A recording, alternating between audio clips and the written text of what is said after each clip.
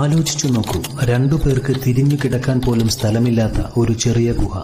അർദ്ധരാത്രിയിൽ ആ മലമുകളിൽ കൊടും തണുപ്പും ഏകാന്തതയും മാത്രം. അവിടെ ഇരുന്നു കൊണ്ട് ഒരു മനുഷ്യൻ പ്രപഞ്ച സൃഷ്ടാവിനെക്കുറിച്ച് ചിന്തിക്കുകയാണ്. പക്ഷേ ആ നിശബ്ദതയെ കീറിമുറിച്ചുകൊണ്ട് അവിടം ഒരു ശബ്ദം മുഴങ്ങി. ആ ശബ്ദം കേട്ടപ്പോൾ പ്രവാചകൻ കണ്ട ആ രൂപം എത്രത്തോളം വലുതായിരുന്നു എന്ന് നിങ്ങൾക്കറിയാമോ?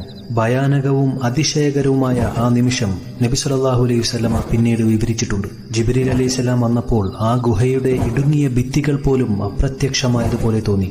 റമദാനിലെ ആ രാത്രി ജിബ്രീൽ അലൈഹിസ്സലാം പ്രത്യക്ഷപ്പെട്ടത് ഒരു മനുഷ്യരൂപത്തിലായിരുന്നില്ല, മറിച്ച് ഗുഹയുടെ അന്തരീക്ഷം മുഴുവൻ നിഗൂഢമായ ഒരു പ്രകാശത്താൽ നിറഞ്ഞു. ഇഖ്റ, വായിക്കുക എന്ന് മലക്ക് ആവശ്യപ്പെട്ടപ്പോൾ എനിക്ക് വായിക്കാൻ അറിയില്ല എന്ന് നബി സല്ലല്ലാഹു അലൈഹി വസല്ലമ മറുപടി പറഞ്ഞു. മലക്ക് പ്രവാചകനെ ചേർത്തു പിടിച്ചു. അത് വെറുമൊരു ആലിംഗനമായിരുന്നില്ല. എന്റെ എല്ലുകൾ ഒടിയുമോ എന്ന് ഞാൻ ഭയപ്പെട്ടു എന്നാണ് നബി സല്ലല്ലാഹു അലൈഹി വസല്ലമ ആ അനുഭവത്തെക്കുറിച്ച് പിന്നീട് പറഞ്ഞത്. അത്രയും തീക്ഷണമായിരുന്നു ആ ദിവ്യ വെളിപാടിന്റെ ഭാരം. അവിടെ നടന്ന മറ്റൊരു അത്ഭുതമുണ്ട്.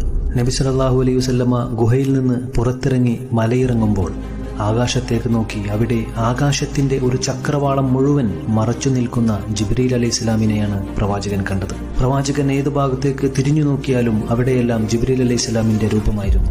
പ്രവാചകൻ ഹിറാ ഗുഹയിൽ നിന്ന് മടങ്ങി വീട്ടിലേക്ക് വരുമ്പോൾ ഓരോ കല്ലും മരവും അദ്ദേഹത്തോട്